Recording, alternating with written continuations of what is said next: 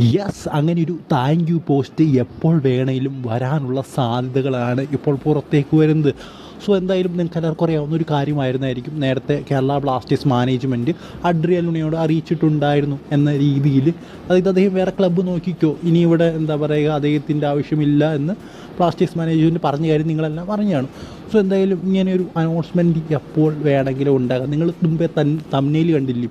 So ആ ഒരു തമ്നയിൽ കണ്ട ഇമേജ് കണ്ട് ഞാനും ഞെട്ടിപ്പോയി. ഞാനൊരു എക്സാൻഡിൽ കണ്ടൊരു ഇമേജാണ്. ഞാൻ ശരിക്കും ഇനിയും അഡ്രിയൽ ലൂണ ബ്ലാസ്റ്റേഴ്സ് വിട്ടോ എന്ന്.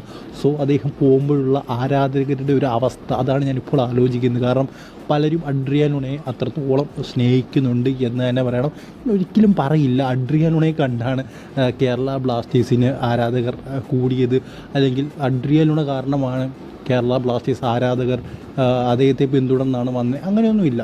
കേരള ബ്ലാസ്റ്റേഴ്സിൻ്റെ ആരാധകർ മാത്രമാണ് അഡ്രിയൽ ലൂണയുടെ ആരാധകരും. അല്ലാതെ നമ്മളെ ക്രിസ്ത്യാനോ റൊണാൾഡോ പോലെ അദ്ദേഹം അൽ നാസറിൽ പോയപ്പോൾ കുറേ ആരാധകർ വന്ന പോലെ അങ്ങനെയൊന്നും സംഭവമില്ല.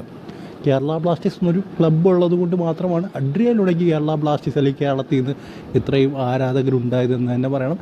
സോ എനിക്ക് ഇത്രയേ പറയാനുള്ളൂ. അതായത് ഇങ്ങനെയൊരു താങ്ക് യു പോസ്റ്റ് വരുമ്പോൾ നിങ്ങളത് അക്സെപ്റ്റ് ചെയ്യുക, അത്രയേ ഉള്ളൂ. കാരണം അദ്ദേഹത്തിന് ഇതുവരെ നമുക്ക് കിരീടം നേടിത്തരാൻ സാധിച്ചിട്ടില്ല എന്ന് തന്നെ പറയണം. ഒരാൾക്ക് ഒറ്റയ്ക്കൊരു കിരീടം നേടിക്കൊടുക്കാൻ സാധിക്കുമോ എന്ന് നിങ്ങൾ പലരും എന്നോട് ചോദിക്കുന്നുണ്ട്. ഒരു പെർഫെക്റ്റ് എക്സാമ്പിളാണ് ഗ്രെഗ് സ്റ്റുവർട്ട്.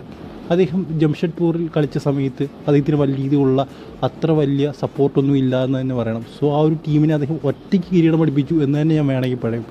ജംഷഡ്പൂരിനെ ആ ഒരു സീസണിൽ ആ ഷീൽഡ് അടിപ്പിച്ച അദ്ദേഹത്തിൻ്റെ ഒറ്റ കഴിവുകൊണ്ടാണെന്ന് ഞാൻ പറയുള്ളൂ. സോ അത് കഴിഞ്ഞ് അദ്ദേഹം പോയ പല ക്ലബ്ബുകൾ, മുംബൈ സിറ്റി, മോഹൻ ബഗാൻ, അവിടെ എല്ലാം കിരീടം പഠിപ്പിച്ചു. സോ നമുക്കൊരു ഗ്രെഗ് സ്റ്റുവർട്ട് പോലൊരു കഴിവുള്ളൊരു പ്ലെയറാണ് വേണ്ടത്.